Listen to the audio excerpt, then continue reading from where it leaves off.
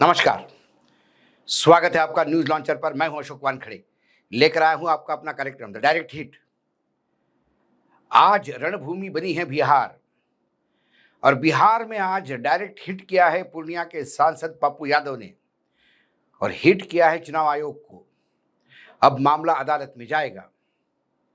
आप याद कीजिएगा, नोटबंदी, पूरा देश कैसा परेशान था, और नोटबंदी से हासिल क्या हुआ? 0 सन्नाटा। ऐसे ही अब ये जो चुनाव आयोग कर रहा है बिहार के मतदाता सूची के साथ, ये वोटबंदी है, और इसे हम होने नहीं देंगे। बिहार के पूर्णिया के सांसद, जो महागठबंधन का ही हिस्सा है, पूर्णिया के सांसद ने कहा कि आपने नोटबंदी के दौरान आप जनता को परेशान होते हुए देखा होगा। अब नीतीश कुमार टीचरों को सस्पेंड होने की धमकी दे रहे हैं।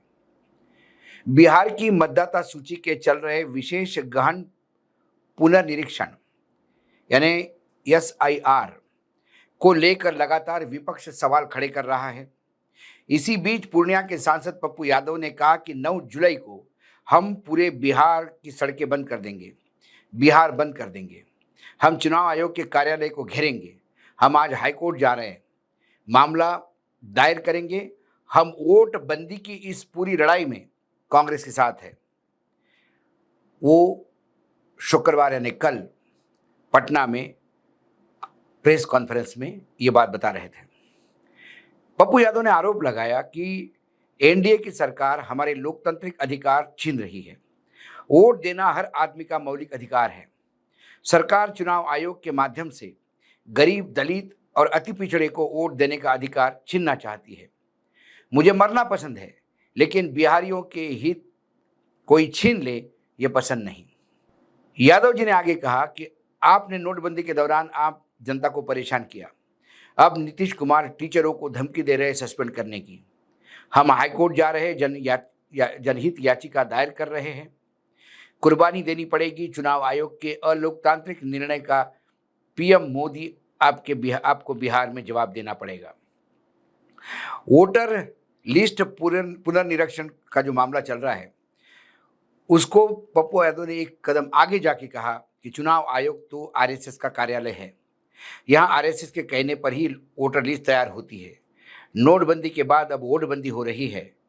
हाँ, पहले हमारा पैसा छीना था, अब हमारा वोट देने का अधिकार छीन रहे हैं। उन्होंने आगे कहा कि हमें भारत का नागरिक नहीं समझा जा रहा है। हमारा संविधान का जो आर्टिकल 326 है, वो कहता है वोट देने का सभी नागरिकों का कर्तव्य है। लेकिन अब बिहारियों को इसका प्रमाण पत्र देना होगा कि वो नेपाल के है या बिहार के है या बांग्लादेश के है या बिहार के है। दरअसल चुनाव आयोग के साथ जब कुछ राजनीतिक दलों से मुलाकात हुई, उसमें जब चुनाव आयोग ने ये कहा कि करीब करीब 20% मतदाता फर्जी निकलेंगे, ऐसा उनका अनुमान है, तो 20% मतदाता फर्जी यदि साबित हो गए या उनको मतदाता सूची से निकाल दिया गया, तो फिर ये 20% किसका होंगे? और ये इतना बड़ा प्रतिशत है कि जिस बिहार में अभी कट टू कट की लड़ाई दिखाई देती है, जिस बिहार में कहीं ना कहीं सत्ता पक्ष बैकफुट पे आता दिखाई देता है, और जब विपक्ष ये देख रहा है कि यदि थोड़ा ठीक से लड़े तो वो चुनाव जीत भी सकते हैं, ऐसे में चुनाव आयोग का ये जो नया पैतरा था, इसमें सबको चक्रव्यूह में घेर लिया। अब देखिए, ये जो नागरिकों को क्या देना पड़ेगा, सबसे जो प्रॉब्लम है ये है, आधार कार्ड माना नहीं जाएगा, वोटर कार्ड माना नहीं जाएगा, मनरेगा का जॉब कार्ड माना नहीं जाएगा, और ज्यादातर यही 3 कार्ड गरीबों के पास मिलते हैं। अब नागरिकता साबित करने के लिए 11 दस्तावेजों की सूची दी है, लेकिन बिहार जैसे राज्य के ज्यादातर लोगों के पास बुनियादी दस्तावेज नहीं है।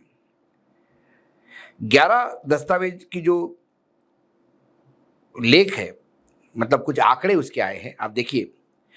सरकारी कर्मचारी, पेंशनर पहचान पत्र 2022 की जातिगत जनगणना के अनुसार बिहार में केवल 20.47 लाख लोगों के पास सरकारी नौकरी है। इनमें से आधे भी कम से कम 18 से 40 वर्ग की आयु में हैं। 1987 से पहले जारी प्रमाण पहचान पत्र इसमें लागू नहीं होगा। जन्म प्रमाण पत्र राष्ट्रीय परिवार स्वास्थ्य सर्वे 3 के अनुसार 2001 से 2025 के बीच जन्मे केवल 2.8% लोगों के पास ही जन्म प्रमाण पत्र है। पासपोर्ट केवल 2.4% लोगों के पास बिहार में है। मैट्रिकुलेशन सर्टिफिकेट जो प्रमाण पत्र होता है वो 18 से 40 आयु के वर्ग में 45 से 50% लोग मैट्रिक पास है, लेकिन महिलाओं में ये संख्या बहुत कम है। डोमिसाइल प्रमाण पत्र जो वहाँ का है स्थानीय बताने का, बिहार में यह बहुत कम लोगों के पास है। वन अधिकार प्रमाण पत्र बिहार में अनुसूचित जनजाति शेड्यूल ट्राइब की आबादी केवल 1.3% है। ओबीसी एससी एसटी प्रमाण पत्र 2011 और 12 के सर्वे के अनुसार केवल 16% बिहारियों के पास जाति प्रमाण पत्र है। राष्ट्रीय नागरिक रजिस्टर ये केवल आसाम में लागू है। पारिवारिक रजिस्टर बिहार में लागू नहीं है। जमीन मकान आवंटन प्रमाण पत्र सरकारी आवास वाले कर्मचारी को छोड़कर यह आम नहीं है। लेकिन इसमें से मैट्रिकुलेशन प्रमाण पत्र ही सबसे आम दस्तावेज है। बिहार में 50 से प्रतिशत लोग खासकर गरीब और ग्रामीण क्षेत्र के इसके बिना है। इसका मतलब लगभग 2.4 यानी 2.4 से 2.6 करोड़ लोग जो गरीबी के कारण स्कूल छोड़ चुके हैं मतदाता सूची के बाहर हो सकते हैं। इसके अलावा 40 साल के अधिक उम्र के लोग जिनका नाम 2003 के सूची में नहीं है या जिनके नाम में बदलाव हुआ है भी मतदान अधिकार से वंचित होंगे। सवाल उठता है कि आधार कार्ड बिहार के 90% आबादी के पास है, तो इसे क्यों नहीं स्वीकार किया जा रहा है? इसी तरह ज्यादातर गरीब परिवारों के पास रहने वाले राशन कार्ड को भी सूची में शामिल नहीं किया गया है और मनरेगा का जो कार्ड है वो भी अलाउड नहीं है, मतलब मना किया है। अब ज्ञानेश कुमार जो ज्ञान दे रहे हैं वो ये कह रहे हैं कि ये प्रक्रिया संविधान के अनुच्छेद 326 के तहत है, जिसके तहत मतदान का अधिकार है, जो केवल भारतीय नागरिकों को वोट देने का अधिकार देता है। बिल्कुल सही है, लेकिन भारतीय नागरिक हो या ना हो ये तय कौन करेगा? 10वीं का सर्टिफिकेट, जाति प्रमाण पत्र, जन्म प्रमाण पत्र या आधार कार्ड? इसका मतलब कई ऐसे लोग हैं जिनके पास आधार कार्ड है लेकिन वो देश के नागरिक नहीं है। कई ऐसे लोग हैं जो राशन ले रहे हैं लेकिन फिर देश के नागरिक नहीं है।